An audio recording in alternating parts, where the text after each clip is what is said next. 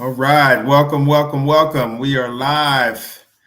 My name is Mo, and this is Harry, and we want to welcome you to the H&M Sports Academy. How you doing, everyone out there? Welcome to the show. We are back after a great weekend. My partner Yeah. here was out of town. He went to uh, he got so excited about the Bears beating my Cowboys that he said, I got to go see it in real life. So he traveled out to Vegas to watch the Chicago Bears and the Raiders. So we got a live report from Right. that game. As today we will be recapping the Chicago Bears, who traveled on the road and defeated the Las Vegas Raiders, as well as the Green Bay Packers, who traveled on the road and played the Dallas Cowboys, in which the final score resulted in the same as Yeah. kissing your sister. It Yeah. was a A tie. tie. And so 40-40 was that final score. And so we will recap both of those games. So great to have you back at home safe, man. And looking forward Yeah. to being able to recap this. Oh, by the way, I'm rocking I'm rocking my Navy football T-shirt because I the see. Yeah, Mids, I see. our home, our alma mater, where we cut our teeth. We're undefeated right now. Getting to play Air Right. Force and rolling along. I feel like after this game, after we kick some teeth in, we'll be in the top 25 and putting everyone on notice.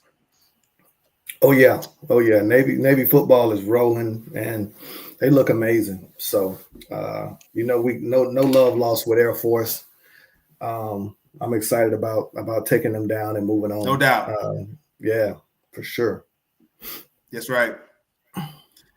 No doubt, no doubt. So we will certainly speak on that as the year goes along. But we're here to Hmm. talk NFL today. We're here to talk Bears, Raiders. We're here to talk Packers, Cowboys. First game we'll talk about are the Chicago Bears, who had the early slate. I'm sorry, the second slate, the Yeah. afternoon slate, and they traveled out to Las Vegas to play the Raiders. Great game. So, partner, tell me what you saw. Tell me a quick synopsis, a snapshot, what you came out of this game, drawing as a conclusion from what you saw in this game, Yeah. which was very thrilling, very exciting. Mm, I'd be curious to see what the yeah. ratings were for that. Two big markets again. So, what do you think you saw Hmm. there in that game?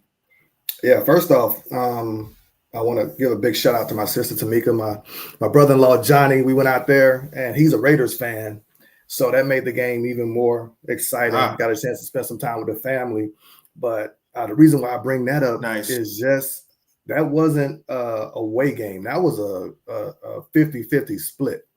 And I got to give a big shout out to the Bears fans. Yes. And Ben Johnson said something when he took the job around, the city is clamoring for a winner. And my wife sent me Mm-hmm. something where it said, this is the first, I think it was the first NFL game where there was a true 50-50 split and the tickets sold. And it was evident from the time I got off the plane till I got to my hotel, it was Bears. So shout out to the Chicago Bears fans, man. I met a lot of, it's amazing how football brings people together.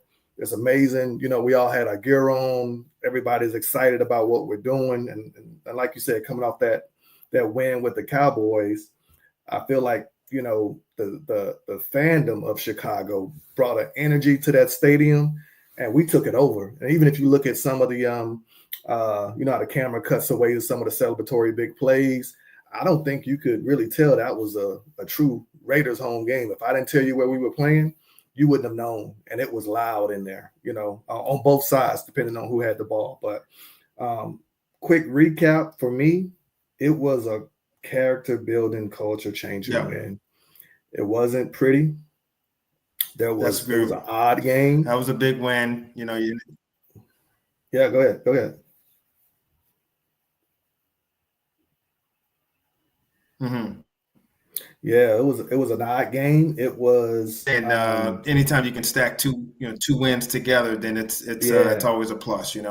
Yeah, we talked about desperation against the Cowboys, and I think you got and we talk about 1-2, and I'm sorry, 1-3 versus 2-2 feels so much different, right?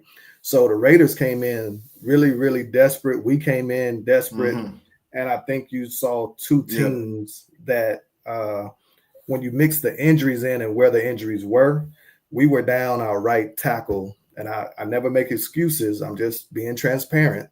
We were down our right tackle, and Max Crosby damn near wrecked that first half for us, completely.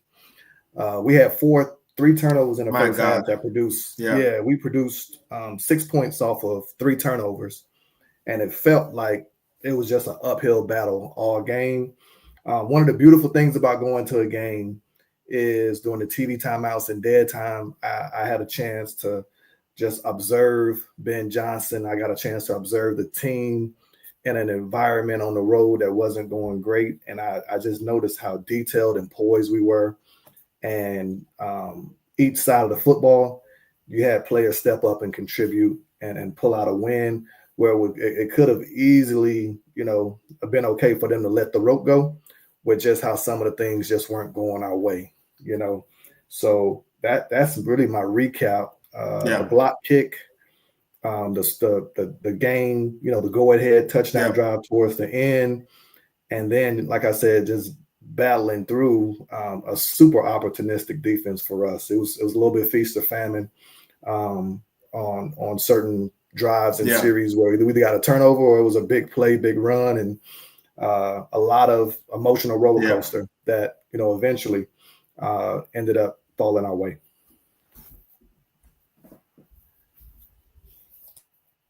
Awesome. Let's jump into the first quarter. Nice recap, and certainly I saw some of those things as well, just from my vantage point with the TV stream and the TV version of it, just looking at it from that angle. So when you look into the first quarter, I come into this game and I'm looking and I'm like, you had an interception early on by Geno. You had the Bears jumping out to a good start. You had Caleb looking sharp, but under duress. Right. And so it was pretty hotly contested early on. When you start talking about it, he said, man, can Crosby wreck the game? Can Geno blow the game? And so therefore you already had some fireworks early on in the first quarter. What did you see early on? Well, what you can't see sometimes with that broadcast view is the too high shell. So the Raiders went in that game and they saw that we couldn't, we were struggling to run the ball, right? That was one of the takeaways coming out of the first 3 games of the season. We were struggling to run the ball.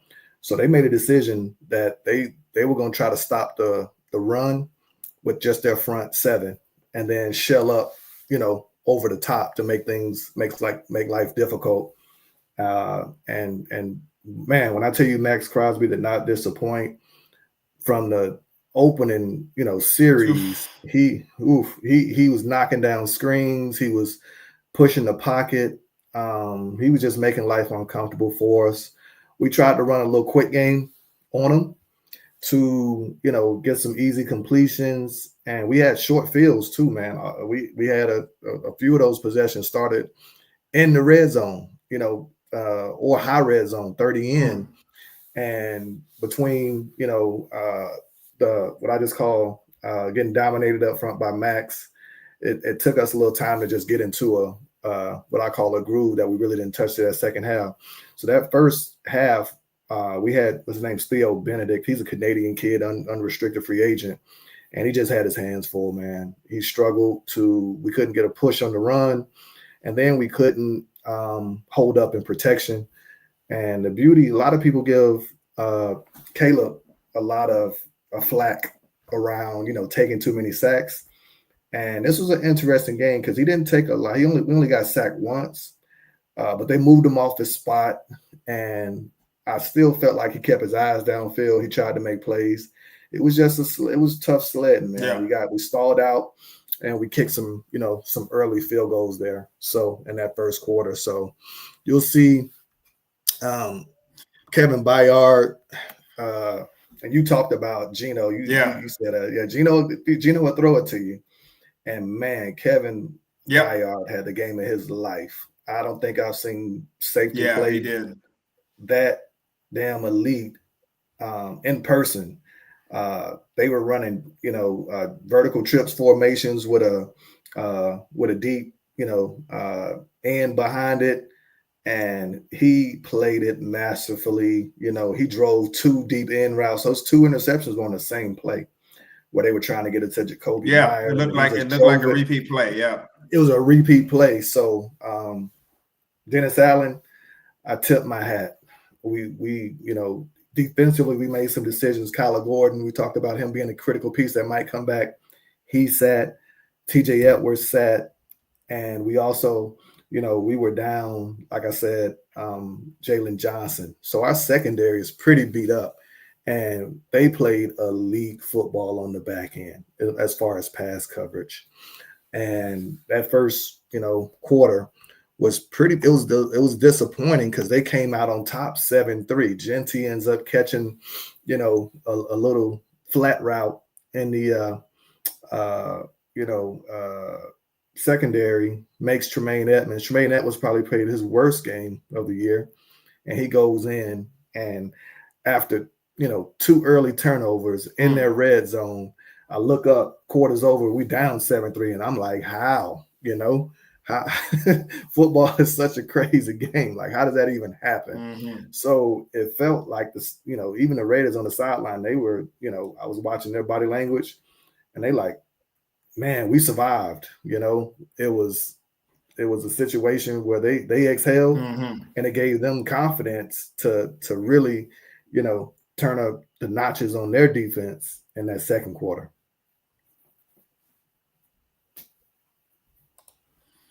Yeah, and you're talking about the early, opportunistic defense. You had, Crosby with the tip pick. Oh, he had a pick where he had a tip ball that he almost got, and then he got another one, and I'm like, dude, if this guy's gonna play like this, I don't know, like right. He looked like he playing for a contract today. I mean, that was crazy. He just the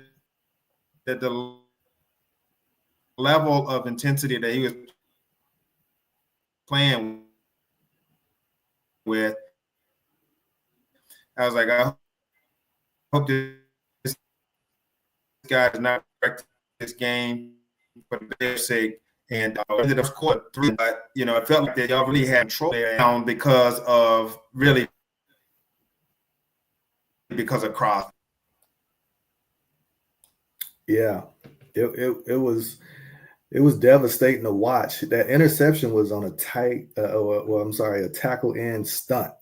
So he started off as an edge rusher. He folds back into the middle of the line of scrimmage. He jumps, he tips the ball, and then he intercepts it and then returns it about 10 yards.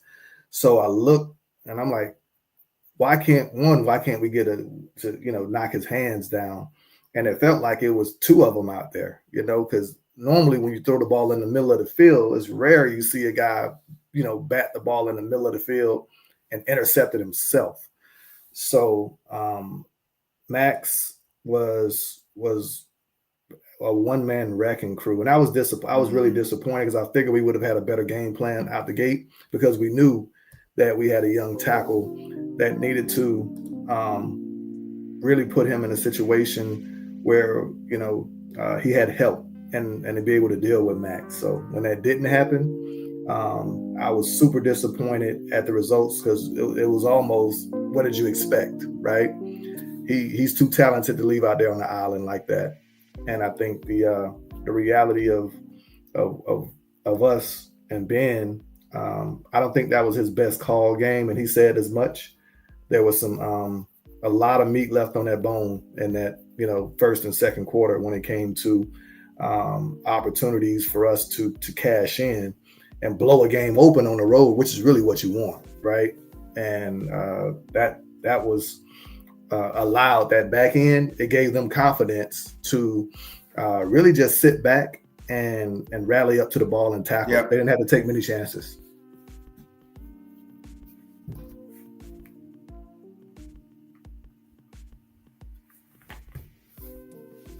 Well, I mean, and that was the thing, it was one of them things where, you saw where the opportunities were there for both teams, and it was kind of like, okay, who's going to take advantage of these opportunities? Because they were like big swings to me, like the game was kind of man, this could get out of hand. And like you said, when you're on the road, if you can get a big lead, kind of take the crowd out of it and so forth like that, then that will certainly help you get a lot more control of the situation versus falling behind or playing uphill.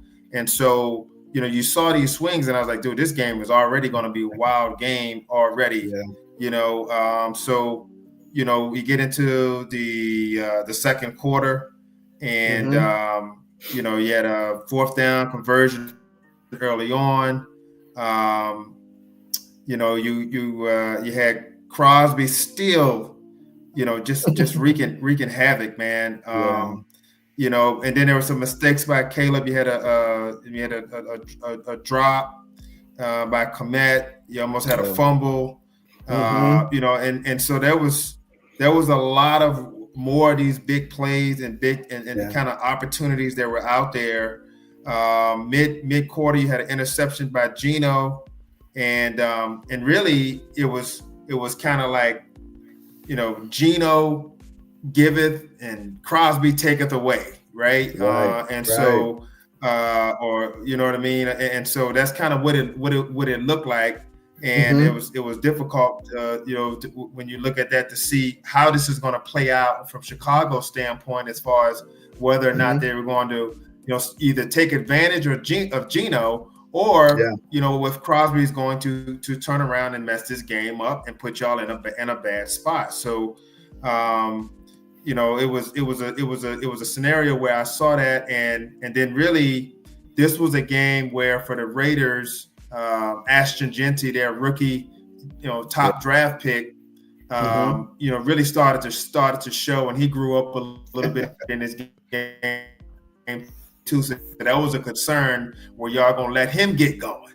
Man, you know what I'm saying? So I was like, golly, man, this game is getting interesting right here, because you could see that Chicago had some chances to make some plays. They were moving the ball, and then you saw that the Raiders had some things going, but every time they did, you had Geno throwing it up. So I was like, dude, this is high drama right here. It was high drama. So I could feel your level of anxiety going back and forth, because the game didn't have a smooth flow to it at all. Yeah, it didn't. And again, Chip Kelly is the master of sapping away, his players' talents. And at the beginning of the season, he made Ashton Genty change that Jason Myers straight up stance, right?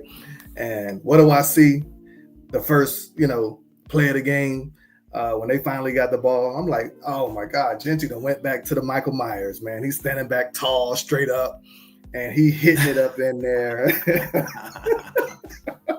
Oh my God. And the kid is impressive, man. There was a lot of noise. Ryan Clark came out and said some really disrespectful. I thought it was, again, we got young kids, 3 games into a season. And, we got these analysts making sweeping indictments around, a really, really talented running back. It just kills me with that, bro, because this is why you and I are jumping into this game and trying to get into the content game, because it's so annoying. It's so obvious that there's hidden agendas when it comes to what some of these analysts talk about. And they just throw these sweeping comments out early in, and it's like, dude, these are so unfounded, and they have so little credibility, because there's not a lot of data that tells you that this is going to be the way it goes, but it continues to get eyeballs, and it's so annoying, man. And it's like, okay, I just hope that you and I are entertaining enough, while we also avoid the BS and some of that, because that you want people to watch this and enjoy it, but at the same time, it's like, dude, stop with that, man. Let this guy get a chance to settle in a little bit, It's the it's a clickbait type of media, and you're trying to grab views and shares and likes, and we're gonna go about it a different way. We're gonna get exactly what we need out of this thing. And we talked about Williams and how hard he ran. Yeah. And that the Raiders watched that film and they said, hey, I think we can have success against the Bears running the ball. And I saw a kid, if he's not a playmaker, I don't know who the hell is, because I watched him break a 64-yard run, and Kevin Byard wraps him up. And watch that tackle attempt. He wraps him up around his waist, and Genty ran through it like he wasn't even there, right? And you and I both know as and Byard is a dude, right? He's no slouch, and you know how hard that is when you run at full speed and somebody grabs you by your waist for you to run through it. Yeah. And I just watched his contact balance, everything that we, saw at Boise State, the contact balance, the speed, the explosion, the vision.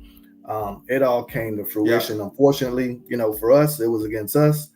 But every touchdown he scored, and I'm just going off memory, he broke a tackle on the way into the end zone, right, to get where he needed to go. Mm-hmm. So back to your point of the emotional roller coaster, mixed in with all of these turnovers are these explosives, right? Where say a 64-yard touchdown, which felt cheap, and then we had, Cole Kmet played his worst game as a Bear this year. Yeah, he was, with Loveland out, that was rough. He struggled. Caleb hit him, and it happens. I'm not going to sit and say, and we'll talk about this later too. Everybody expects perfection, and everything has to work. And if it doesn't work, you suck, and everybody else is good. I think in that situation, Cole actually got hit early in that game. I wouldn't be surprised if he had a little, he's a little dinged, a little buzzed, because he wasn't as alert. Yeah, I think he was a little buzzed. He was playing a little bit slower, a tick slower, and he just didn't have his best showing. He had, I want to say 2 bad drops, and his blocking was subpar. And why does that matter? That drop pass, instead of us going in for, first and goal, we end up dropping that ball, and then, like you said, fumbling it, resulting in a long field goal versus us, blowing that game open. So again, we finished the second quarter 9-14. Yeah, it was and I'm about ready to 9-14. Yeah. Yeah. I'm staring at the scoreboard, and I'm like, how?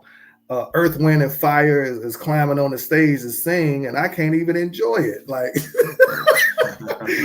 the halftime concert is going. My brother-in-law got me one of the best. I got a hot dog with bacon wrapped on it, man, and I'm getting a heartburn just eating this thing. Oh yeah, no doubt. Did they really have Earth, Wind, and Fire at halftime? They really had Earth, Wind, and Fire at halftime. When I tell you, go ahead. And my name being what it is the same name as the former lead singer Earth, Wind, and Fire. He died a couple of years ago, but I always associate with them because every time they hear them, everyone hears Maurice, they're like, "Yo, you lead singer Earth, Wind, and Fire." I'm like, no, but that's crazy, yo. You can't enjoy that when you down 9-14 at halftime, bro. You can't. Yeah, I'm looking around and I looked and I said, I cannot, we know how hard these turnovers are to come by. And I said, I'll be, now I'm begging. I can't ask my defense for another turnover. I can't ask them to, give me 4 or 5 things. Right. So I was just kind of resigned to the fact. But you go into the third quarter. Mm-hmm. Yeah. But you go into the third quarter and you're right there. And guess what? Gino was in a given mood. I don't know if Christmas came early for him, but he was giving it up, and he did it again. Wow. And all I was thinking to myself was, yo, y'all got to pay this off. The Bears have got to pay these turnovers off. If you don't turn them off, you got to pay the turnovers, pay them off. If you don't turn them off, you're going to definitely rue the day and feel like you blew an opportunity because you didn't pay them off. Yeah, and Tyreek Stevenson, man, that's probably one of the most impressive interceptions I've seen. Dennis Allen went man, and it was a deep over route, and he ran with it, undercut it, laid out, and picked it off. And it was so clean that the whole crowd gasped. That's how clean it was. To hear 70,000 people in amazement at the same time, because it wasn't your typical interception. It was so athletic to the point where it amazed people. And I got to tip my hat to that kid, man. I was hard on him. I think Bear Nation was hard on him. The first coming out of that Detroit game, and he's flipped the switch, and he's been a dude, man. Played so well against Dallas too. Played so well against Dallas, and he followed it up with another encore performance. Fumble recovery in the first quarter, big time interception in the second quarter. And he sets us up to cash one in.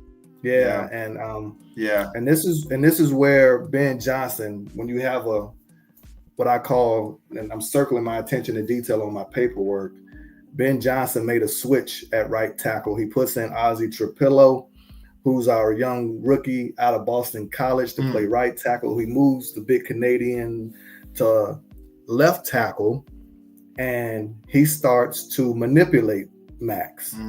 He manipulated him with split zone, where he lets him bait him to get upfield, and Max was taking himself out of plays. Just with his pass rush.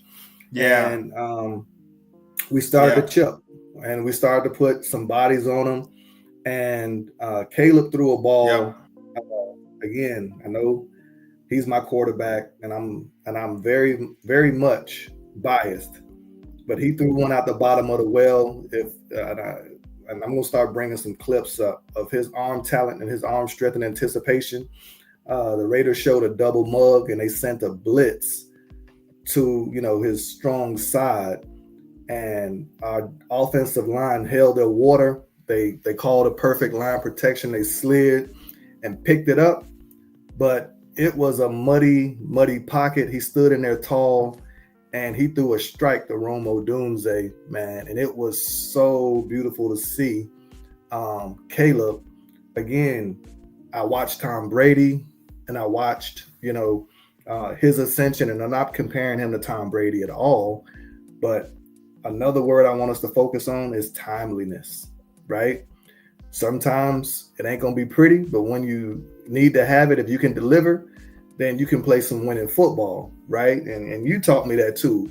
It's not going to be smooth the whole way, but that was a huge touchdown because it came off of blown coverage. The safeties for the Raiders got mixed up. Both of them came down, and Caleb made them pay. So that puts us up, 16-14. And now I'm singing a song. I got my Earth, Wind, and Fire. Bring them 16, back. 16-14. Let me enjoy Earth, Wind, and Fire a little bit. I'm excited. And I'm thinking we're about to blow this thing up a little bit.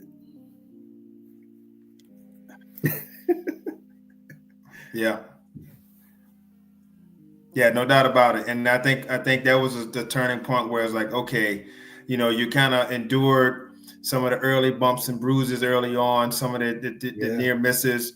And then you had some plays where you could have cashed them in. You didn't quite cash them in. But like you said, how you get there, how you arrive there, it is how it is. At the end of the day, it's 16-14 in the third. You're getting to the second half of the game, and you're up 2, and you got a chance to win. So now you got the Raiders getting the ball back, and now they're moving the ball, and now you got Genty. And now once he started feeling it, man, I mean, he just the guy is a player. So they drive right back down. And and Genty goes in for a big play for a touchdown, and now it's back to 16-21, right? With 6 and a half minutes left, and it's kind of back and forth as we see. And the thing I also put down in my notes here, the thing that kind of got to me was you guys were, Chicago I'm talking about, was self-destructing a little bit with the penalties. Right. I know when you got a guy like Crosby over there, and Devin White played well also. Very well. And so you have these guys coming and playing with an edge.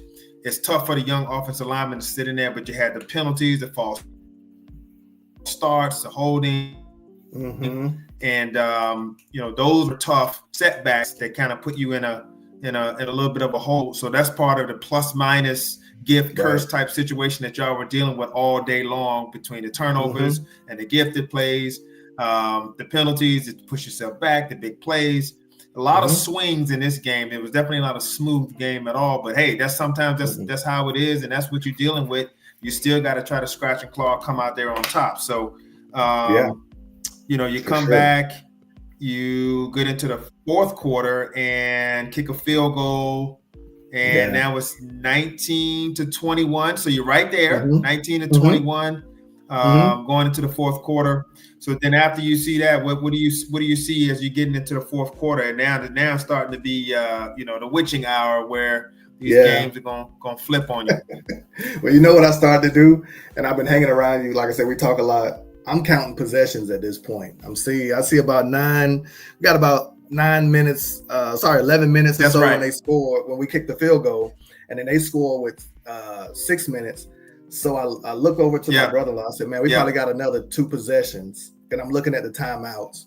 So, and this is where I looked over at Caleb, and a lot of noise last year didn't highlight how strong of a fourth quarter player he is. He actually elevates his games in the fourth quarter. He plays better when games are tight. And I know what you said about the penalties and all the different things. All of that went away. The team, I was watching his command. I was watching him get in out the huddle. What the Raiders were showing him, he diagnosed it quickly. He made sound decisions. And as we drove that ball down with that 6 minutes, it turned into almost what we call on offense, the 4-minute drill where we're trying to run the clock out. It turned into a 6-minute drill where I'm like, man, we're really trying to burn the clock out. We're trying to eliminate, them even touching this thing. And we were getting first down after first down, and we actually had a 1st and goal on the 3 with about a minute and 38 or something left. And so Caleb made some really, really great throws. He scrambled decisively, picked up a first down, threw a big first down to DJ Moore, hit Rome Odunze on a nice concept, zone beater concept. And when I tell you his leadership and his command of the offense, I was like a proud dad up there watching him, get us through what I call a stress. And it's a stressful environment, man. It's loud, and drove us right down the field. Yeah. And everybody it was a clean drive, no missed assignments, and Swift scores. And I'm the first thing I think, I should never think that way, but I'm like, damn, he might have scored a little too quickly, I immediately go to the second, to the 2-point conversion and praying that we get this 2-point conversion, because worst case scenario, we can survive and, take this thing overtime if we, once we give them the ball back. And like clockwork, we come out and we blow the 2-point conversion. And now I look up and it's a minute 34 and they have a full complement of timeouts. And, be able to drive the ball like clockwork. Richard Hightower, the special teams unit, we kicked the ball off and they returned the ball, I want to say almost to their 40. And I'm like, here we go again, typical, kind of in Bears fashion. We've seen so many, collapses and things not go our way. I was super frustrated with that. And this is where I, having a defensive leader like Dennis Allen, he dialed it up. And he said, you know what? If you're going to beat us, you're going to beat us early. And we're going to, So we're going in to try that to point, that create space, another you're play. kind of sitting there saying, man, we gave them too much too soon. Yeah, yeah. And Dennis Allen dialed it up, man. We put some blitzes together. Geno made some quick reads, and they were to their 33, 34 within like, 2 plays. And again, full set of timeouts. And right before, they were kind of setting it up for a field goal, and they gave the ball to Ashton Genty, and one of their linemen gets hurt. And they have to use one of their own timeouts. He got carted off, so hopefully, he's okay. But that ended up saving us some time, and it gave us the time to rest on defense, which was critical, right? You watch these games, and it doesn't seem like much, but we actually got a chance to kind of regroup, get our wind back. Yeah. And we come out on a big 3rd and 1, and Kevin Byard steps up. And he formed tackles Genty in the hole for a loss of 2, and they tried to kick her out. And at that moment, I was calm. I felt like at least we got 2 timeouts in 38 seconds. So I felt like we no matter what the outcome of the kick was, we should at least get the ball back to have a shot to try to get our own kick up, to try to win this thing. And Santos was kicking the ball pretty well. He hit 2 50-plus yarders. So my confidence was in, offense go win this thing. That's all you can ask for on the road, right? A chance to try to go win it. And Blackwell, he got close a few times on a couple of kicks, and we talked about special teams, how important they are. And he got a jump, and he said he got a tail from our long snapper around the Raiders' long snapper, around their execution of how they time up, to let the kicker know they're ready to get him going. The holder flashes his hand, and as soon as the holder flashes his hand, the center snaps the ball, and he shot his shot. And I was watching it. I was right on the 50, and it looked like, if you play Madden, for all my Madden players, it's almost like an instant automation animation that kicks in where you don't even control it anymore. Once you press that button, your end guy comes in, and Blackwell jump was so fast, he laid out, and it was boom, boom. And the crowd, it was a gasp on my side because I was sitting on the Raiders side. And then it was just pure eruption, man, on the Bears sideline. And I looked around, I'm like, this never happens to us, man. And the belief, the fight, putting it all together, it wasn't pretty. I sent you the video where it was a primal roar. I'm like, yeah, this is what we needed. This is what we needed right here, to go on the road. The energy in the stadium was unreal, man. So to pull it out that way, to where every facet, every phase made a play to get us to that win, was amazing. And I wouldn't, going into a bye, we talk about, winning ugly is better than losing pretty.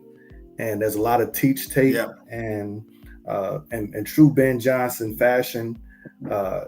We practice today and tomorrow, and he's already making adjustments to the offensive line to, to shore up some things that he sees and what's going wrong. But, 25-24, hats off to the Raiders. I thought, despite what they went through, they fought hard. Pete Carroll, we talked about how great of a coach and great of a, motivator he is for his team to get them to respond in the fight. Yeah. And coming out that Commanders loss, they played like it. They played desperate. And they put themselves in position to win. I think, from a Raiders perspective, if I had to look at what they were doing, I think that they were a little bit too conservative. I know, and we talked about in the preview how strong a leg Carlson has, and he's an excellent field goal kicker. He wouldn't have. I think even from the block, you could tell that he was dead eye. The block went down the middle of the field, even with the block. Right. And so there's no way that his kick was going to be wayward. And he has extremely strong legs. So, these guys make 50 yards like nothing. And so, but I still say the trajectory that you need at a kick at that height, if you're the Raiders and you have that much time, I don't feel comfortable just getting it to that spot and then slowing down. Now, I would have tried to get more yardage. Even if you run a few quarterback sneaks or whatever you do just to get 2, 3, 4 yards, man, because I don't care how you slice it. 49 yards feels a lot easier than 53, even though it's only 4 yards difference, right? And so, for the Raiders to get conservative like that and do that, I think they did themselves a disservice when it came down to it, and depended too much on just the kicker to come in. So, but to the victors go the spoils. And Chicago played well enough to win the game. They made their mistakes, but you guys were certainly game for it. That drive, like I said, that drive by Caleb to take them down, that's a grown-up drive right there. That's a big boy drive right there. When you got to have it, and you know that in that situation that a field goal is not going to get it done. So you're playing with 4 down territory at that point, and they did not disappoint. That was an excellent drive. And so, and you're going into the bye week or early bye week. So we'll wrap this game up, but you're going into an early bye week, and you said your coach is trying to get everyone healthy and make a stretch run. The benefit is you get an early start to heal up and kind of hit the reset button. You're at 500, and you can make a little bit of a run. You got some weaker teams coming up, so you got to win. But of course, the back end of the season is a grind also. So you're not going to have another bye to get you through. So how do you feel at this point? You feel like you guys are in a good spot here to make a stretch run? I do. I think we obviously I know for sure, again, not an excuse, just the reality. Getting TJ Edwards back, getting Kyler Gordon back, getting our right back, our starting right tackle, Braxton Jones, we gave it a shot. He's been serviceable the last 4 years, but I think we can, get some better play out of our left tackle position. My perspective is I feel like we should be 3-1. I felt like we gave the Minnesota game away. We've actually played 4 tough ass teams too, right? And we'll get into your game here in a second. But Minnesota is a really good team. The Cowboys are a really good team. Detroit, very good team. And to be able to the different styles of games, I couldn't have asked for a different assortment of games to really catapult us into this post-bye schedule, because we played some really, really meaningful snaps for a team that was trying to find itself. And now I'm not saying we completely know who we are. We're still struggling to run the ball, and that's got to improve in order for us to sniff the playoffs. But I will say this. We got a coach, and we got a quarterback, and we got a team that understands what it takes to win an NFL game. That first game, we let it go, right? Yeah. So get locked in, work harder. Second game, you come in, you're on the road, and collectively we get our teeth kicked in because we weren't buttoned up, the penalties. And we're going forward all willy-nilly on 4th downs, and we missing, and we played ourselves into a blowout loss. And to be able to pick yourself up off the mat and to come back against a tough Cowboys team and get a victory and follow it up on the road in a very, very hostile and what I call just not pretty, not clean game, and find a way to eke it out and get contributions from some of our key players, right? Our young guys is exciting for me. Rome's ascension is he's on pace for an all-pro season in the NFC. We got Caleb, who is over his first and quiet as kept, 28, touchdowns and I want to say 8 interceptions is the best, QB statistical record over, those first 20 or so games, right, of any first round pick. So he's no slouch. Yeah. But yeah, he's Oh no yeah, slouch. he's gonna break all of Chicago's passing records. He's definitely gonna break all Chicago's passing records. Right. And then you marry that up with Dennis Allen being able to take a defense that's duct taped together, where we lost Jalen Johnson, our starting cornerback, probably our second best cornerback, Kyler Gordon, hasn't played a snap. Our third best cornerback went out in the preseason, and TJ Edwards has been pretty much non-existent. And those are four of our key playmakers that we were counting on to make plays. And oh, by the way, our best pass rusher, Booker, got hurt in the preseason. He comes back. So being able to, when you ask me how I feel great. The Commanders are no means an easy team, but everybody dealing with injuries, right? You're looking at across the league, people are starting to deal with it. Y'all need to beat their ass. Yeah, y'all need to beat that Commander's ass. We got to. We own one, but at the very core of it, they got the Chargers. So hopefully the Chargers take a pound of flesh, and then we go on the road and see if we can right or wrong that left a horrible taste and pretty much derailed our whole season last year, to try to make amends for that. So I feel really good about where we're at. Like I said, I really love what Ben Johnson is putting into the team and changing the culture. Good, better, best. Never let it rest until the good gets better and your better gets best. And he says that to the team after the game. And it's true, man. We're not resting on our laurels. We got to come out here and continue to hold a high standard and work like you want to be a champion. And it doesn't mean that you're going to be a champion. That's just the cruel nature of this league. Just because you're working hard doesn't mean it's going to bear fruit. But you can't go in and beat yourself. And I think that's really what he's putting into the team, is a lot of great quality habits and mental toughness that we lack, over the past, 5 or 6 years, I would say, with Flus and Matt Nagy. Sounds good. So, yeah. Well, it's a nice little bow on your first four games going into the bye. We'll wrap this game up and roll over to our next recap really quickly here. And we had the Packers traveling to Dallas to play the Cowboys. The backdrop here was pretty simple. Right. Just a quick synopsis. It was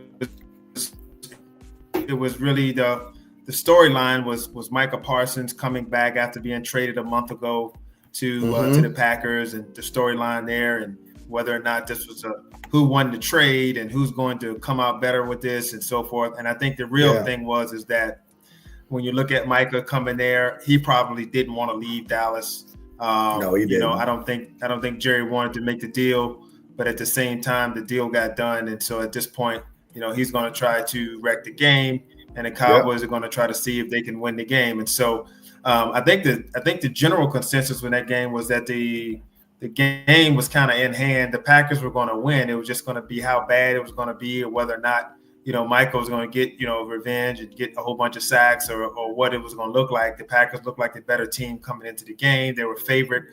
We talked about this, about a touchdown on the road against a Pro Bowl quarterback. It's almost never happens. You got a Pro Bowl quarterback that's at home. They almost never are an underdog at home, and they're definitely not 7 points. So that's kind of what Vegas thought and the pundits thought about the game. And really, to kick the game off is kind of how it started. I mean, it went off that way. You had the first drive in the first quarter. The Packers get the ball first, and they go up top. And Deron Bland is trying to cover. You got two Packers receivers open, and Bland trying to cover them. And I'm like, dude, you mean to tell me that the Packers gonna have so many receivers open, they're gonna be fighting each other for the ball, trying to pad stats? We in trouble. Right. And that's You know the what I'm and that's saying? the no, And I know so, exactly what you're saying. I'll say this quickly and I'll let you get back to it. Again, when you talk about assignment sound football, you guys got them to I want to say 3rd and 9, 3rd and 10 or something like that. And you got, the whole premise of a Fluke's defense is to keep the ball from going over your head. And what happened? That's right. The ball went right over your head, and I'm in the same boat. I'm like, the guy's not locked in. This is them fighting against the system. It's not that the system is bad. Yeah. Your natural instinct should be, if anything, he catches the ball in front of you, and you give up a first down that way versus giving up a 35, 40-yard bomb. Yep. So here you are, that drive turns into a touchdown, and it's still a question mark as whether this defense is going to be able to hold its water. Romeo Dobbs gets the first touchdown, and that was a theme. Wherefore out there, Romeo? Yeah, wherefore out there, Romeo? Right in the end zone all damn day, right? And look, and I'm still trying to get used to the extra head covering that they wear. Guardian cap. For, the guardian cap. The guardian cap that you're trying to wear to prevent, for safety, just to give a little bit more cushion for, head protection and player safety. And I'm still getting used to it. I'm like, man, this big head ass motherfucker just went and scored. You know what I'm saying? I'm already on edge, man. You know what I'm saying? And I know why his head. I know why his head looks so big. So, hey, quick story. So my son plays football, and the team they had guardian caps for practice, but in games they never wore them. Oh, they play one of the tougher teams locally here, and I come and sit down in the stadium, and I see the Fighting Hickory Hawks, man, all 53 of them coming out like bobbleheads, man. They all got on guardian caps for this game. So I knew that game was over from the beginning, man. Yeah, these guys, how are we gonna take y'all serious, man? Y'all out here looking like space cadets. These damn big ass heads on, man. Hey, all 53 of them running out. This is crazy, man. Over, man. They couldn't even stand straight up. So Romeo caught that touchdown. It was actually a beautiful throw and catch. Bland was there. Better throw, better catch, and you tip your hat. It tested early. Yeah. So it's just you start off that way. Cowboys get the ball first quarter still. They're running. It feels like they are trying to kind of start out and kind of feel the game out, impose their will. A lot of people felt like Shoddy was being very conservative and just being timid, kind of like, hey, don't let the Packers wreck the game. It really wasn't that. It was more like he's trying to see, okay, what kind of defense are they going to be lined up in? What are going to be our ways to attack them before we just decide to do what we want to do? And he was doing it by running certain formations and trying to run the ball to get to manageable third downs and see if that could lead to good plays and moving the ball. It didn't work out. The Cowboys ended up stalling out. They kicked the ball back to the Packers, and so here you are. The Packers getting the ball back. They're driving again, and they're moving the ball again. And so, it's starting to look like, okay, this is going to be a struggle, the way it's looking. If the defense is not going to be able to, to kind of hold their water and keep everything, in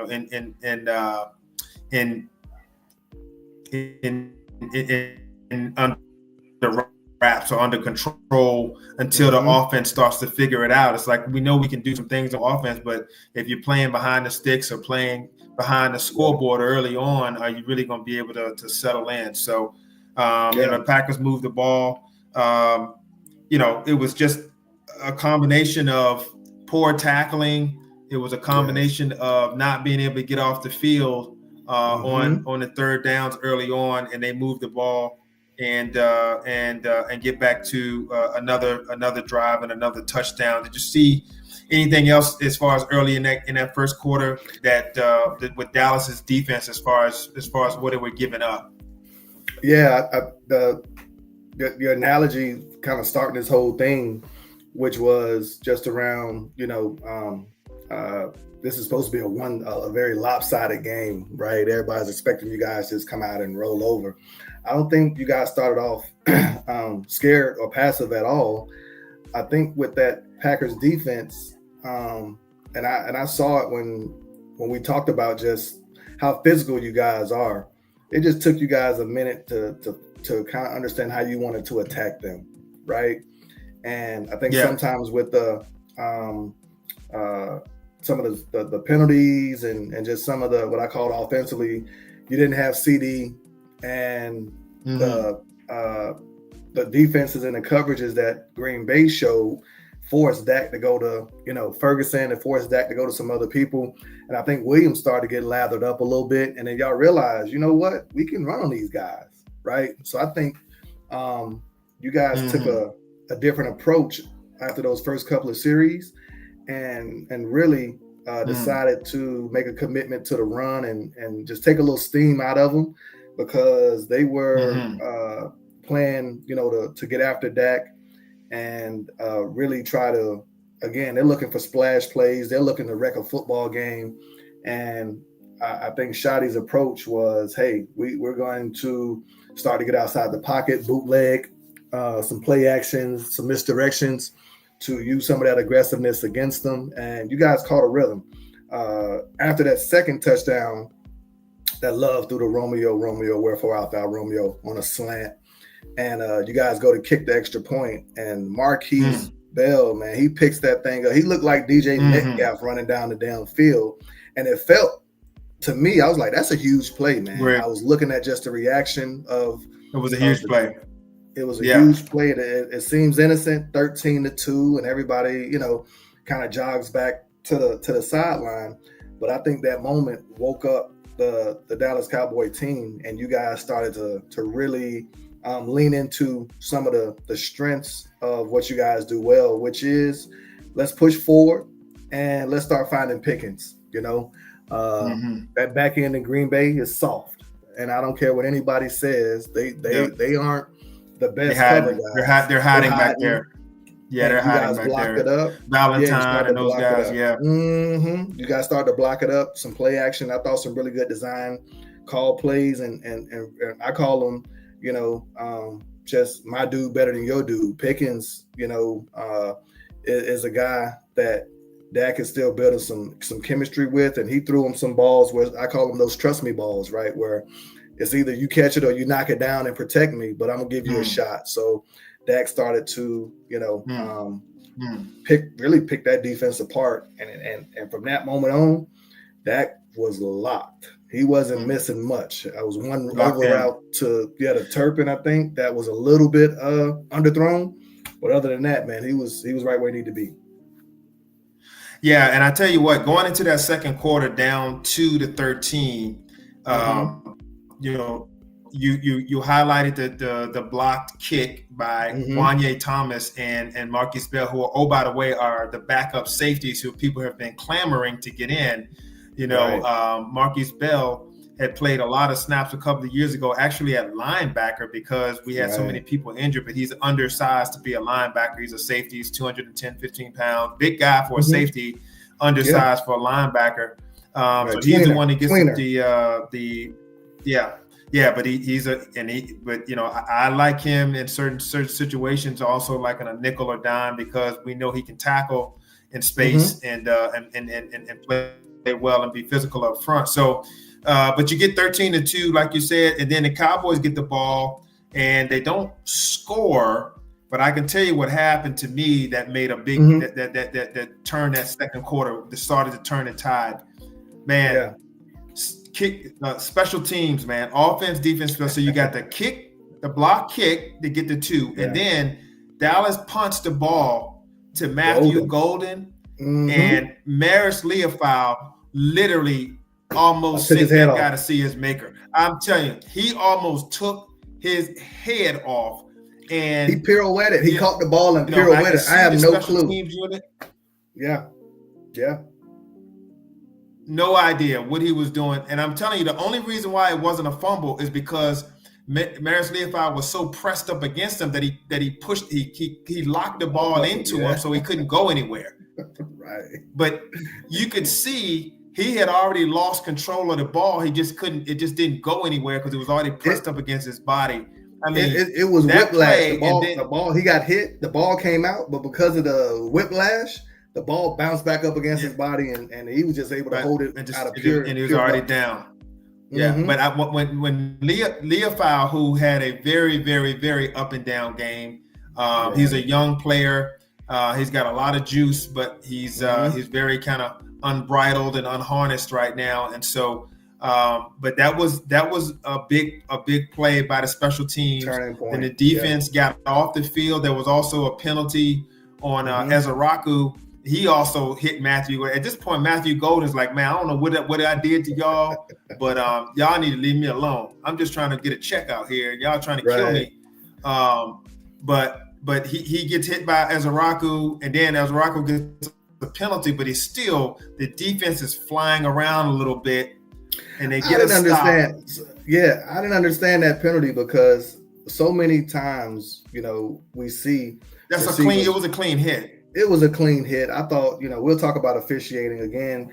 People, you got to play through that stuff and try to tell you got to play through it. Some of that stuff, man, impacts the game. Yeah. Because you're giving life that they shouldn't have gotten. And that was a clean. They shouldn't have gotten.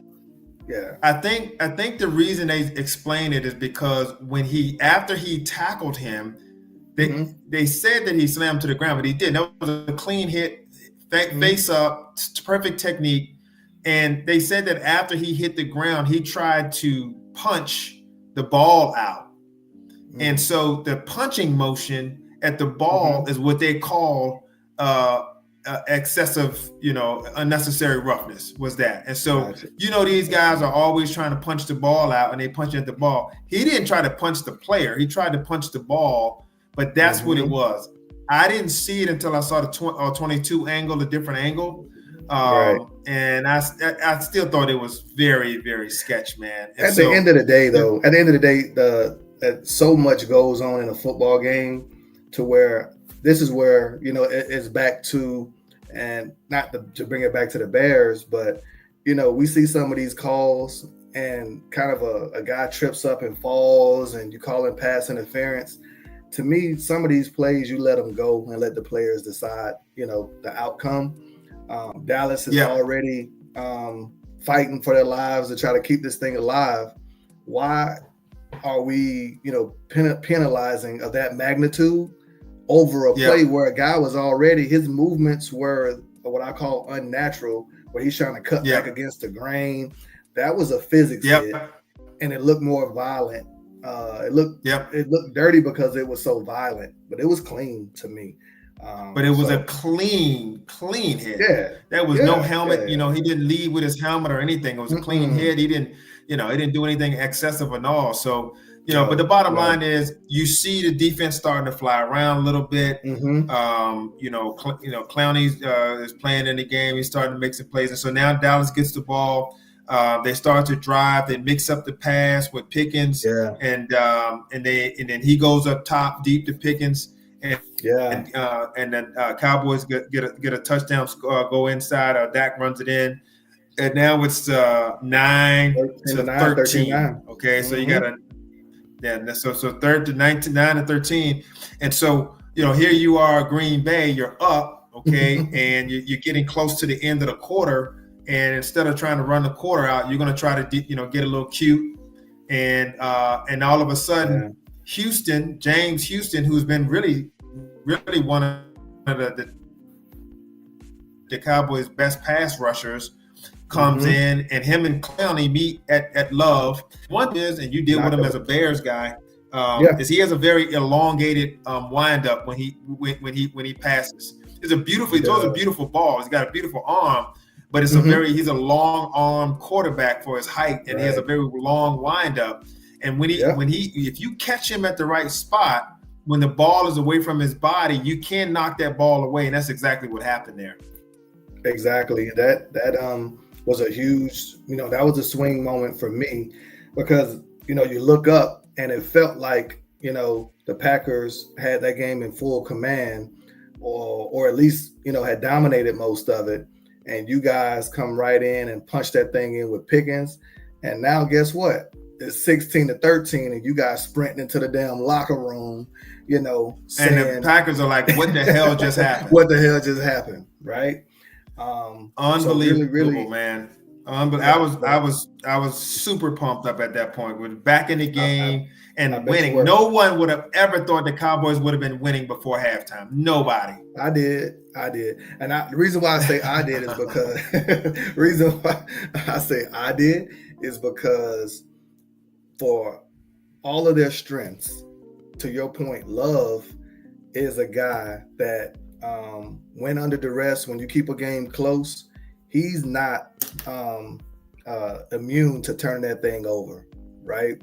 So right. The reality of it is you didn't get a lot to go your way. So that was finally the first, what I call big break that went your way. And what I felt like was again, you guys climbing up this hill and you guys just haven't seen a lot of, what I call positive since the Bears game and coming to that game, about 6 quarters. That was the first real, what I call like emotional swing play that went your way. And it's only a matter of time. Your pass rush, they got close. And this is what Green Bay does. Matt LaFleur, man. He used your aggressiveness against you. He ran a lot of screens. He ran a lot of bubbles. It's not that you guys can't get to the quarterback. It was just well schemed up to keep you off balance, right? And on that play, they came up snake eyes because Houston bent that damn edge and he hit the ball out so clean. Love, he looked around. He didn't even know what happened. Didn't even know. Nope. Didn't even know it was gone, right? Didn't even see him. So I believed it. Yeah, I mean, and it was so clean. It was so clean that not only did James Houston recover it, but Clowney was fighting him for it, and there wasn't even anyone else around. I mean, that was going to be a clear recovery by the Cowboys with for a change. The defensive ends got some pressure there, and I can tell you, so here you are, 16-13, and given the way the Cowboys had played against the Bears in the first half, you're like, okay, you just held the Packers to 13 points, man. That's a win. That's a win right there. You're looking at that and you're saying, okay, this is what this is going. And I think the switch was that when Bland started to settle in and Diggs started to settle in, and then the safety started to play a little bit better. I think that the Love and I don't know why I can't think of his name right now. Love and LaFleur came to the conclusion they're not going to give up the deep stuff tonight. Okay, so that, believe it or not, was a level of play that was much better than the Chicago game the week before because the Bears were getting everything they wanted up top and over the top, and the Packers were not able to get that, and that's why they had to adjust their game plan and say, okay, they're not giving us anything deep. We're going to have to start to get some stuff underneath and start to drop it down. Okay, and so that takes us into the third quarter. Real quick before you go to the third, the thing that I want people to pay attention to. And when you said, hell, we held those guys to 13 points. That's the staple of the Flu's defense. From the 20 to the 20, you're going to eat and you give up a ton of yards, but we ain't letting you in this end zone. And if we get a turnover or two, that's right. Now you're playing I call more complimentary football. So the Dallas Cowboy fans, I hear you screaming on X. I hear you screaming in the, talk radios and just about how much yardage you're giving up.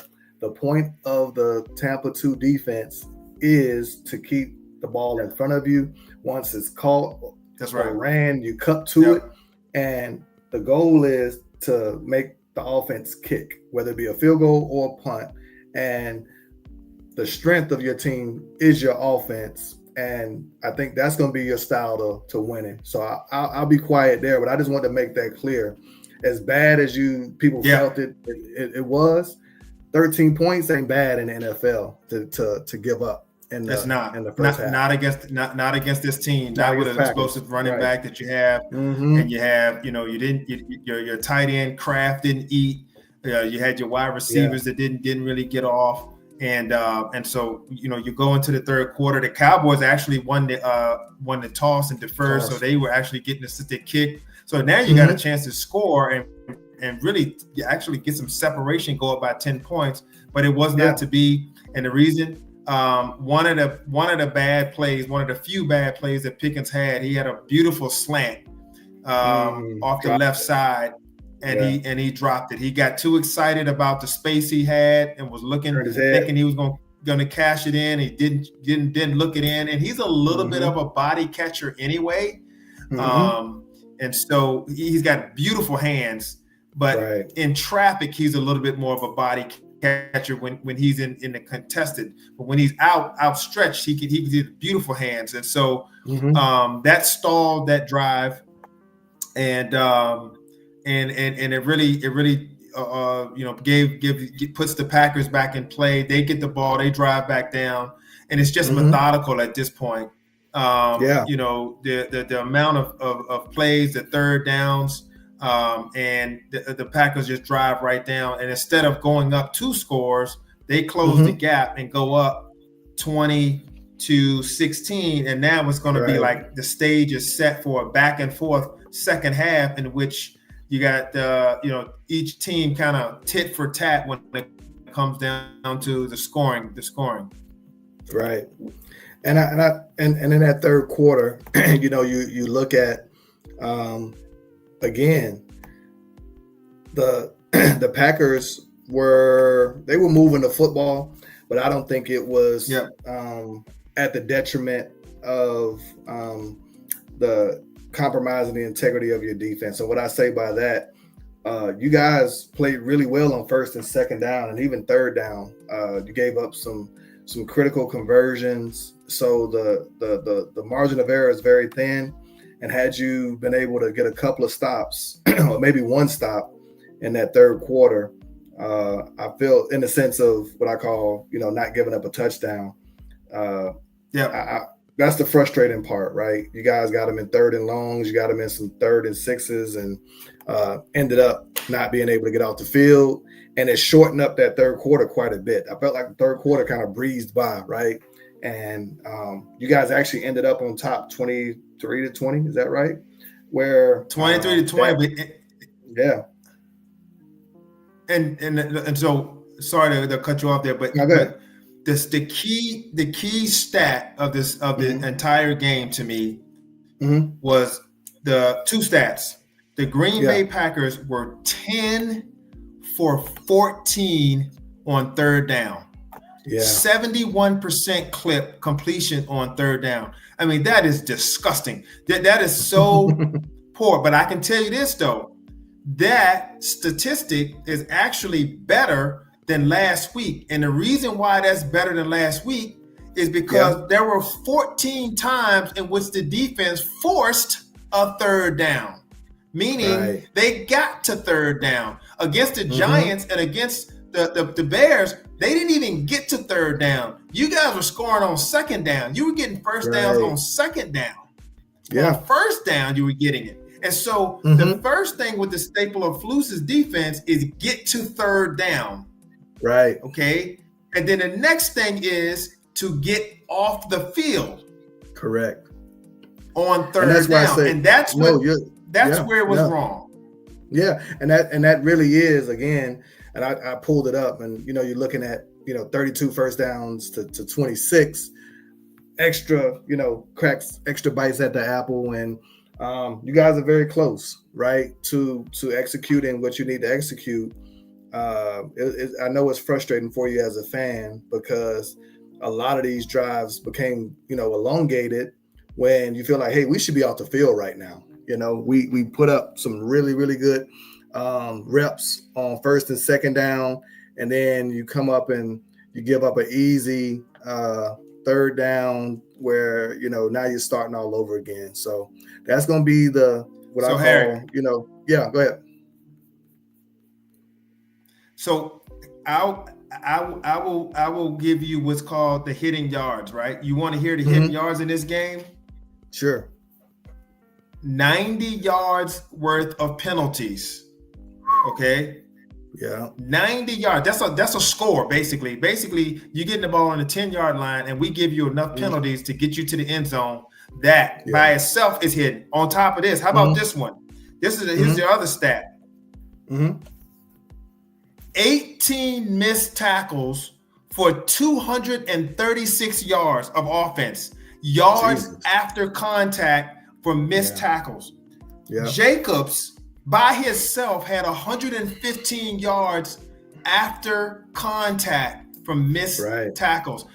Harry, if the defense can just make the tackle, none of these drives stall. None of these drives between the penalties and the lack of ability to make a tackle and get off the field right in front of you and stone your guy. This game didn't have to be close at all. Right. And that's disgusting. No, that's terrible.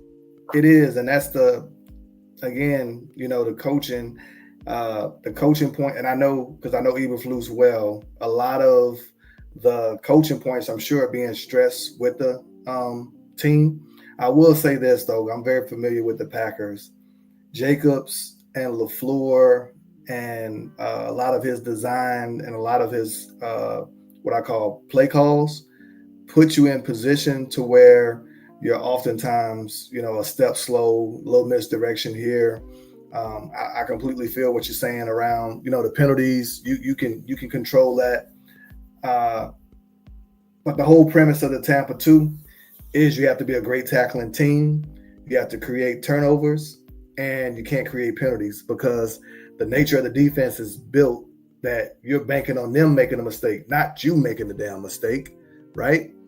They're going to hold. That's right. They're going to, miss a pass. You're going to tip one in the air and get an interception. They're going to false start, right?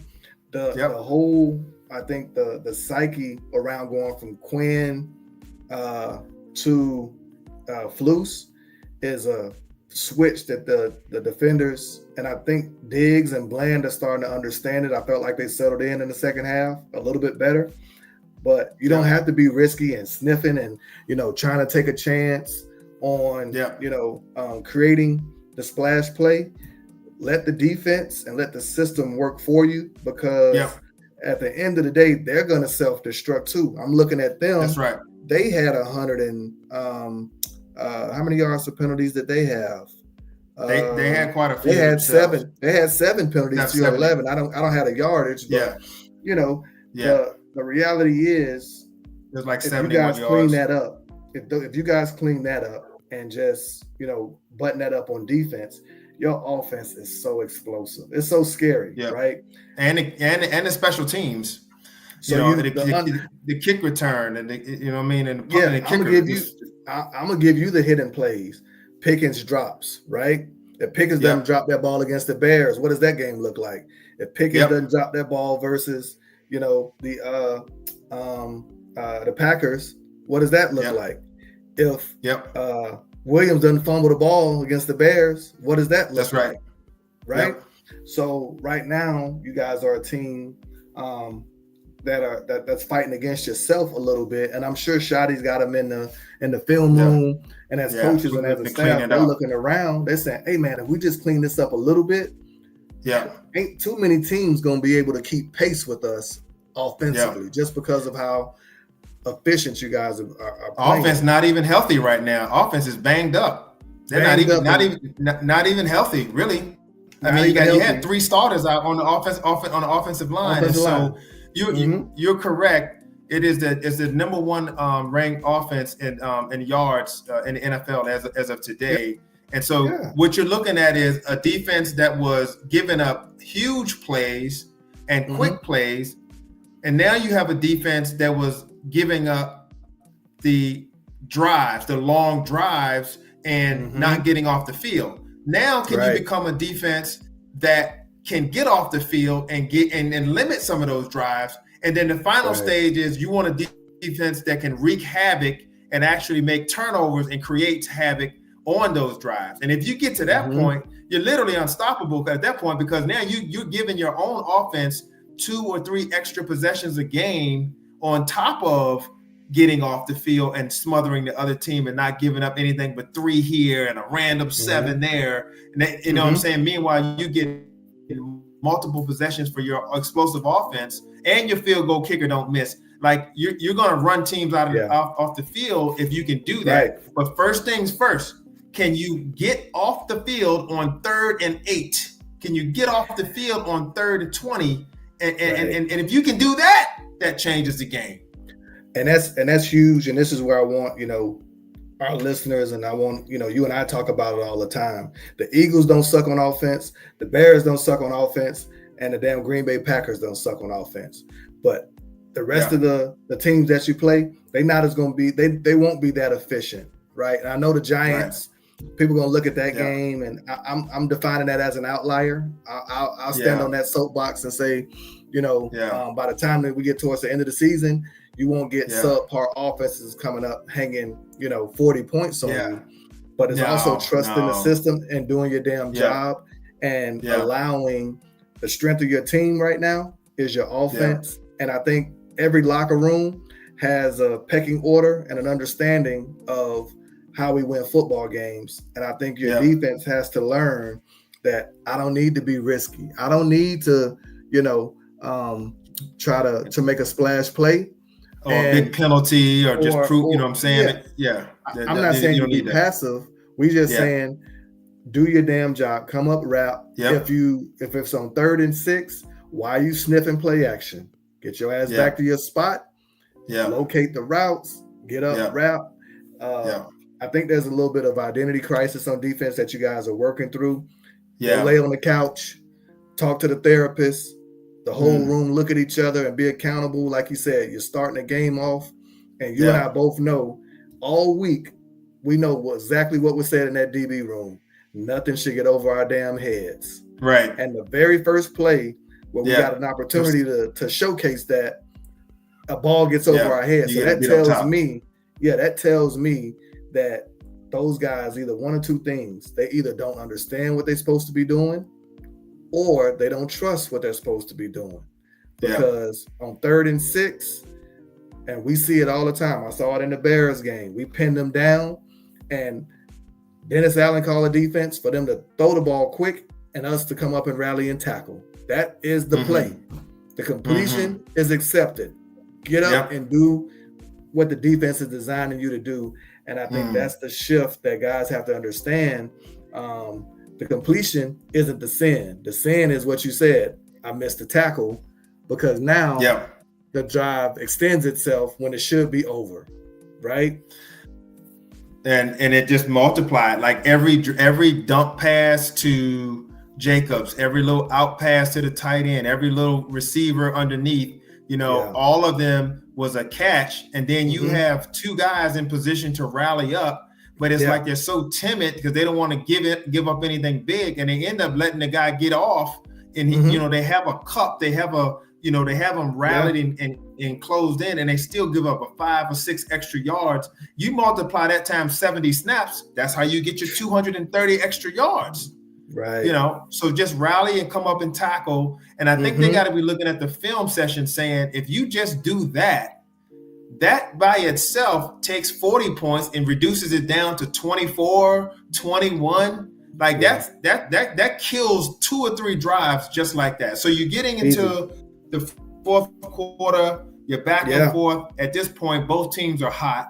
Dak is not going to be denied, and neither is neither is Jacobs and Love. And Jacobs and Love.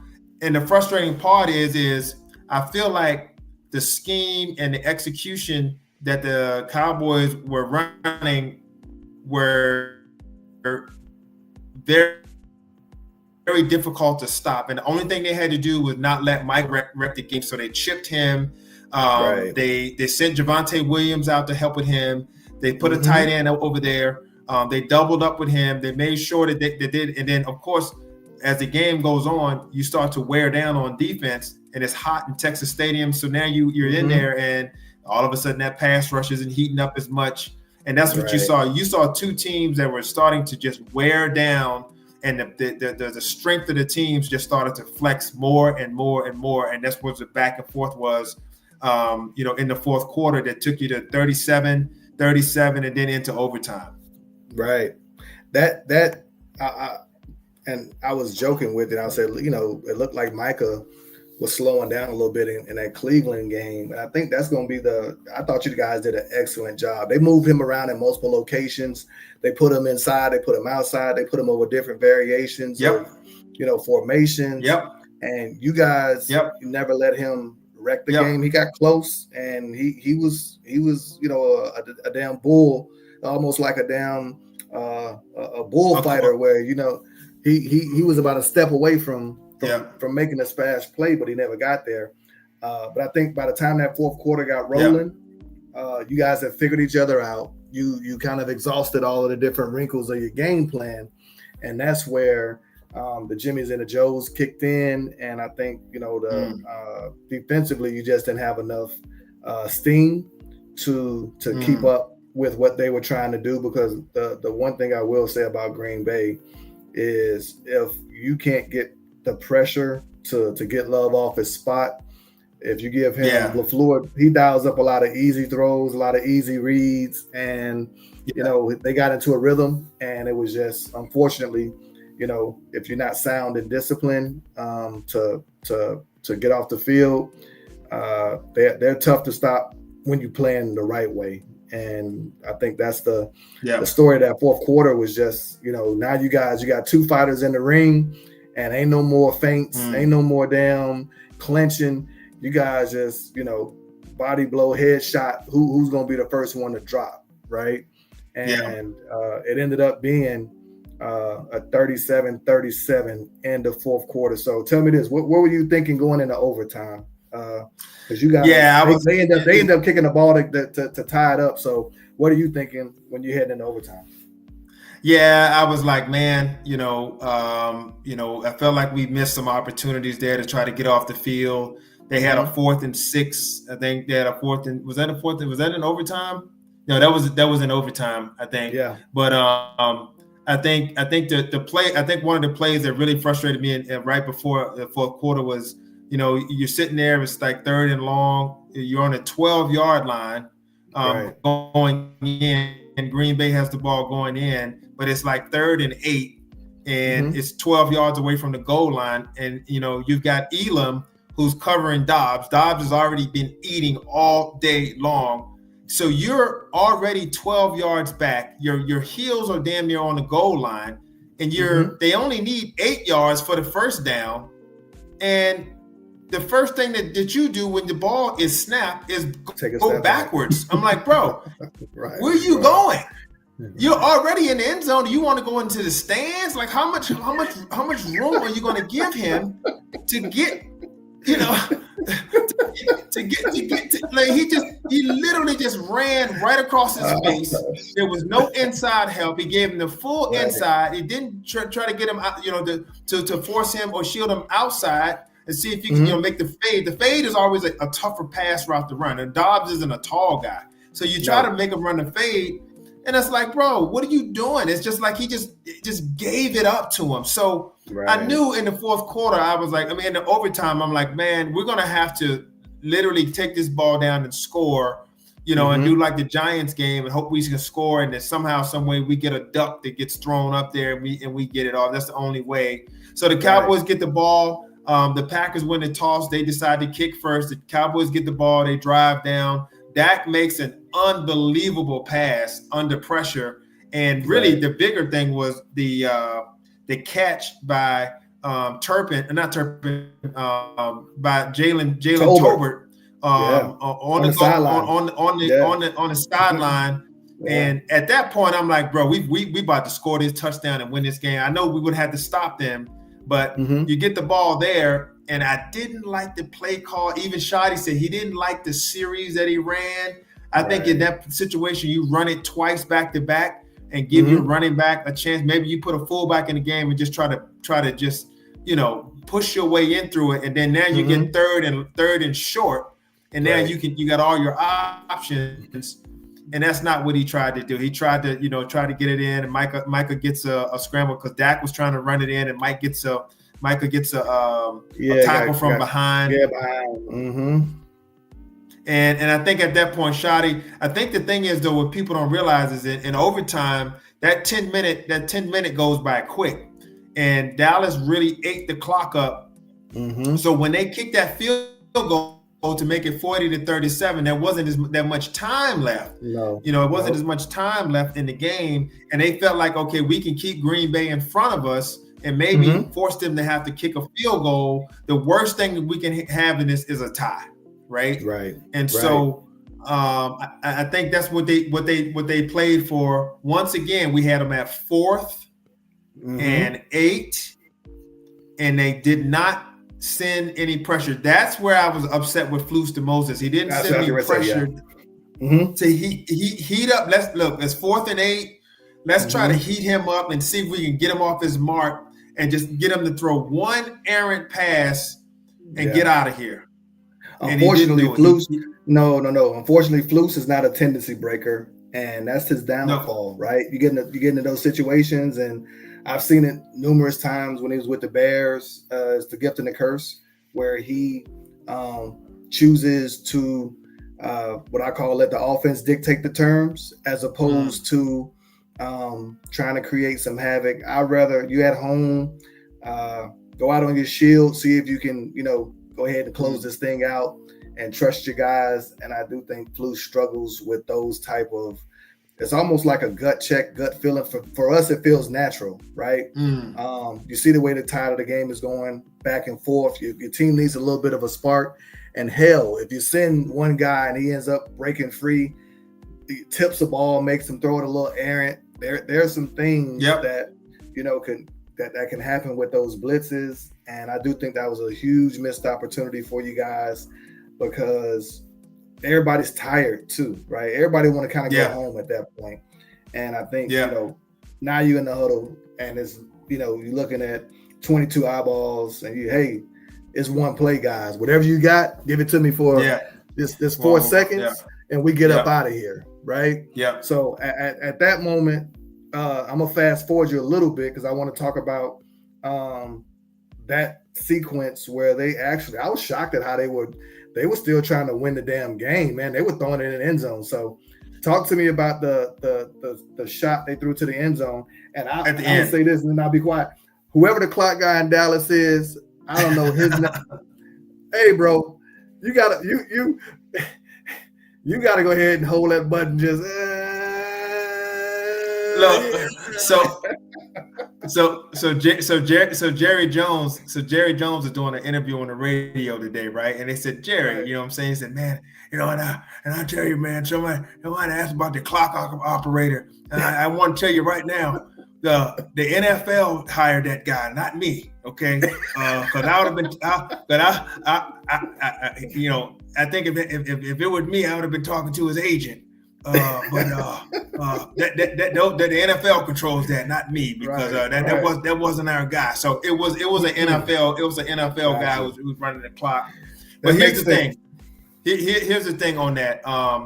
I think, check this out. I think that Green Bay was so scared of Dallas's offense, they didn't want to leave any more time on the clock. That's true. Because if you kick a field goal and you give the ball back to Dallas with that field goal kicker, Brandon Aubrey, and that kick returner, you literally don't. I don't give a damn if it's 30 seconds left. Right. You can get down the field and get into field goal range, and he can kick it from 70 and get up out of there with a win. Right. I think they wanted to make sure that they were either going to win it, or tie it, and get up out there. Yeah, they were resigned to that fact that you guys weren't going to touch the football.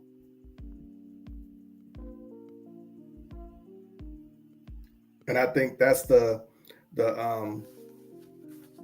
reality behind that. That's right. That play calling, that's decision making. That's why it took their time. That's why they took it so slow and went there, and it almost cost them. Very true. Very true. So because they weren't game even in. trying to throw the ball towards the end zone. No.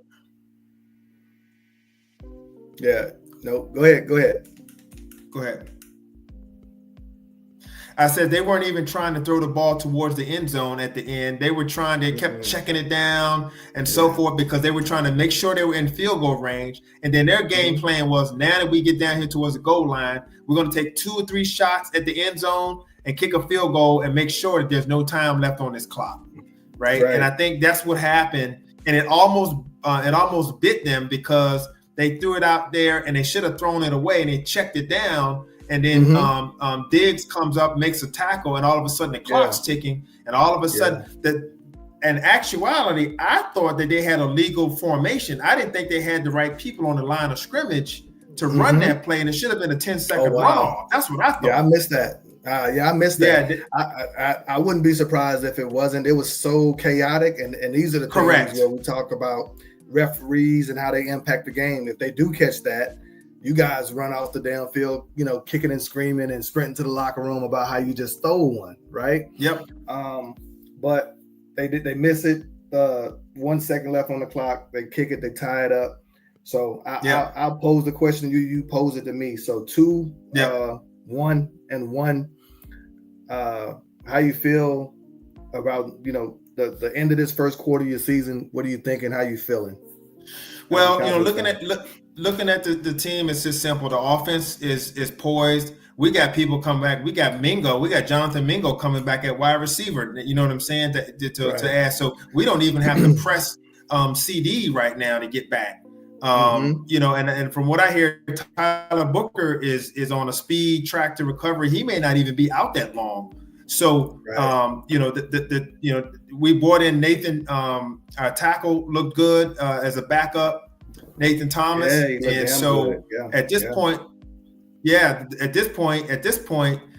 the Cowboys offense, barring any more injuries or setback, looks like a given. The special teams look solid. They just got to shore up the defense, and you should be getting, Kalen Carson back, Siobhan Revel Jr. back. You should be getting a little bit healthier there, and then of course, you have Jadeveon Clowney getting a little bit more acclimated, and so at this point, it's just a matter of, can they turn around and start to play a little bit more sound on defense, stop beating themselves, and make the other team have to beat them. They got the New York Jets coming up, and so that should be a win. Yeah, so you have the Jets coming up. After that, you have the Carolina Panthers after that, and then you're at home for the Washington Commanders. So you got a little bit of a stretch here where you can actually turn the corner, but nothing's a given. This team needs to get better. It needs to get healthy, and it needs to get a little bit more complimentary. But the way you're running the ball, the way you're having the offense execute, if you can just get your defense to be sound, make tackles, and then be opportunistic, then you're gonna be in a good spot. But this is the first quarter of the season. I gave you the stats. The missed tackles, the short-handed tackles, not getting off the field on third down is really where this team is right now. So that's all I have to say at this point. With this first couple of games, and 1-3 is not great. But it's definitely a lot worse than 1-2-1, and that half a game may make a difference later on down the stretch when it comes down to a team trying to get in, trying not to get in, and so forth. I think now a couple of things. I'll go positives first. I'm a glass half full kind of guy. I think Dak is playing extremely well, man. Considering. And I'm always conscientious of, running a new system, new offense. It feels he's in total command of the offense, and he's been playing, really good football. Even that Chicago game, outside of the one bad interception he threw in the end zone to Edmonds, a lot of the picks that he's thrown 3 for the year. I want to say he leads the league in touchdown passes. Am I right?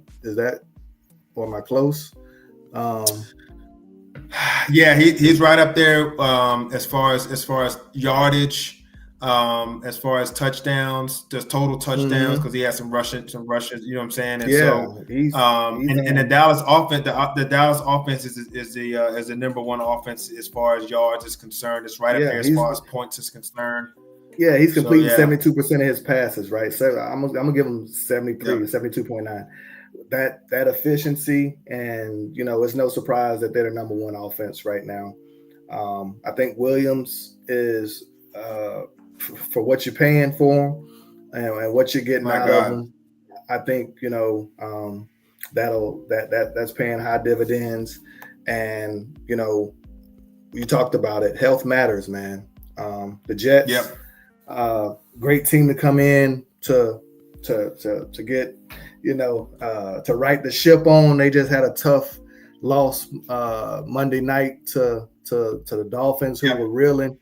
So it's a no excuses league, man. This is a game you guys need to win. Got to win somehow. Hook or crook, got to win. Hook or crook, you got to get it. Justin Fields is not a complicated guy.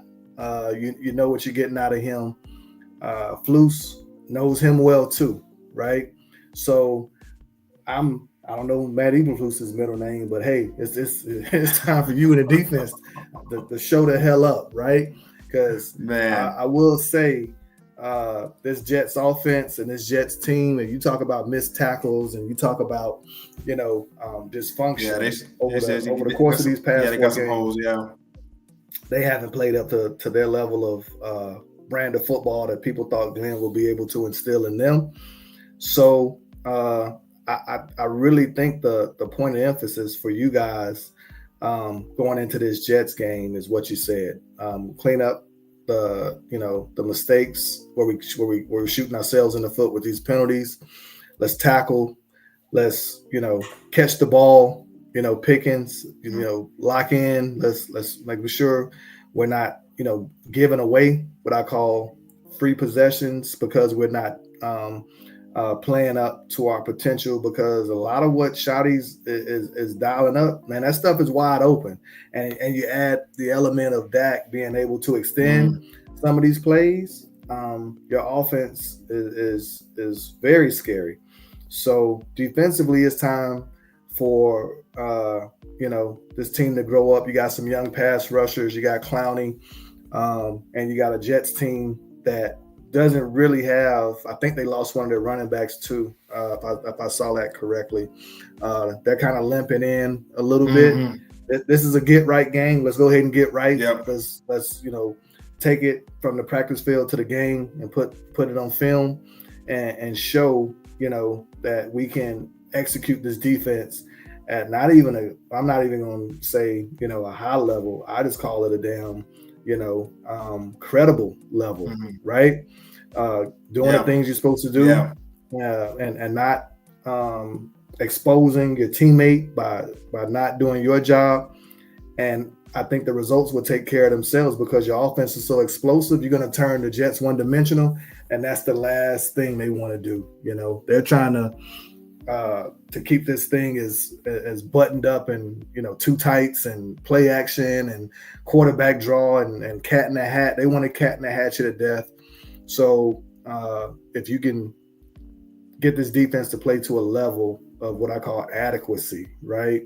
And you guys getting paid. You got some high paid guys over there. You got some what I call some real. I think Hooker got hurt for you. I saw a toe. They were rubbing on his toe. So you guys might be down him in the secondary, but there's no excuse for what I call giving up these big plays, man. Let's button that up and have a get right game against the Jets. So we're gonna for those watching, we will be previewing the Jets and the Cowboys. The Cowboys will be traveling to New York because they will be on the road to play the Jets, and so that'll be over at MetLife, and that'll be a big game next week, and so forth. So Harry, I got one question to ask you. You know what I'm saying? You still want Justin Fields over Cape? I'm just asking how you feel. It's kind of heartbroken there when Hey man, Justin was out. I mean, I'm asking if you. I mean, we can still make that happen. If you want to get Justin back, you still want to have him back. You can have him. I told you I've been watching Godfather. You know when he had to talk to Sonny, man. Don't you ever talk family business outside? Don't you ever take sides against the family, man? That type of stuff can't leak out. QB1 always hold a special place in my heart. And I'm gonna say this, and I know we're trying to wrap up. He's in the same situation, and we talk about, all jokes aside. He's a new head coach, new offensive coordinator. Mm-hmm. I want to say this is his fourth or fifth time. And I'm not defending his play.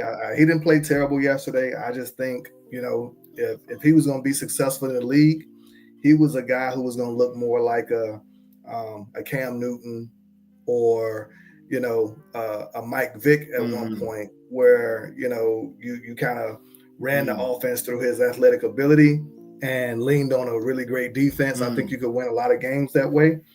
But you're right, man. Watching Caleb Williams as a pure passer and watching what that kid can do, the talent, even running, running. I mean, the talent that kid has is so scary, and it's scary in a good way, because when you pair him with Ben Johnson, I really, walked out of that game and I said, Jesus Christ, man! If these guys, they're probably operating at about 40 to 50%, because Ben is calling plays, and I think he's expecting Caleb to see the game through his eyes, and right now it's just a few disjointed pieces to where whether it's a loss of protection, whether it's a penalty, whether it's something that kind of gets them a little bit off script, in about 3 to 4 weeks, you're going to see this offense take the next level. I saw a stat, DJ Moore, his efficiency, he's the most open receiver, and Rome Odunze is a close third as far as getting these guys open. Wow. Right? So DJ Les. The reality is, with a guy like Ben Johnson, and we'll talk about his interaction with the sideline reporter that kind of blew up. I didn't see it because I was at the game, but we'll talk about that on the next show. But he's a madman, he's intense. He is not settling for less, and Caleb is really buying into that mentality. And like I said, I saw some throws and I saw some grit from Caleb that I really like. But I've been breaking out all these props, man. So I got one more for you today. I always like to excite you. So I got one more prop for you. We buying time, man. We just buying a little time. So I got my hourglass.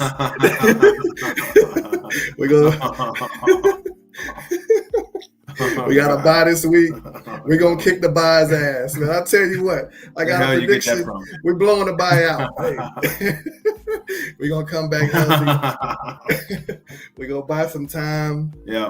And I really, really think this Commanders game, I might have to take a shot of something to calm me down, because I want that game so bad. The Jaden Daniels talk and all of that rah-rah has bothered me for quite some time. I'm a competitor, and I feel like Caleb actually outplayed him in the game that we lost to him last year. And he throws this down. He throws a Hail Mary. This Hail Mary. And wins the game. And I felt like it was almost like the weight of the world turned on Caleb. And it went from him being, a story that I felt like should have represented him as a quarterback who led his team back and found a way to get a gritty win in DC. And it actually flipped it to where everybody, what we talked about with CJ Stroud, did the Bears get it right? They got CJ Daniels and, not CJ Daniels, they got Jay Daniels, and he doing his thing, and it snowballed our season. So I'm very locked in. I'm a, focus myself this week. I'm gonna get home and spend some time with the family. I gotta teach my youngest how to ride a bike and get him outside to see some sun.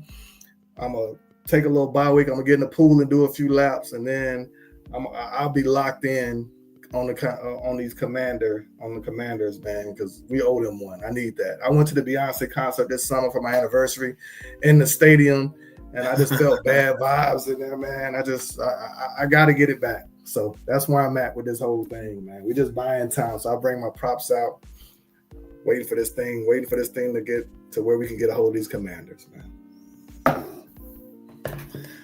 Yeah, man, you got Noah Brown out there, man. He ain't paid for a drink in a year, man, messing around with y'all, man. Y'all got to fix that. Man, he up in Park. he in Park, and he's still talking about how it ricocheted and how he caught it, and and how the light was in his eyes and the ball magically appeared, man. Oh, God. Him and Debo eating wigs well, in there, man. That's enough for tonight. Before we're starting to get silly on here. Oh man, Debo ain't missed a meal in a year either. So let me wrap up, man. So anyway, we appreciate y'all listening. Please remember to like, share, and subscribe. If you enjoy this content, we will be continuing to add more and more content as we grow this channel. Very excited about where we go in this direction. This is where you get your sports education here. It's the H&M Sports Academy. This is Harry. I am Mo. We're signing out for the night. And you guys have a great evening. And we'll be back again on Thursday to do a quick synopsis and preview of the Cowboys-Jets game. The Bears will be on a bye, so we won't have a preview for those games, but we'll probably hit some NFL news and notes also. So for all of you who are listening tonight, have a great night, and we'll see you soon. Have a great night.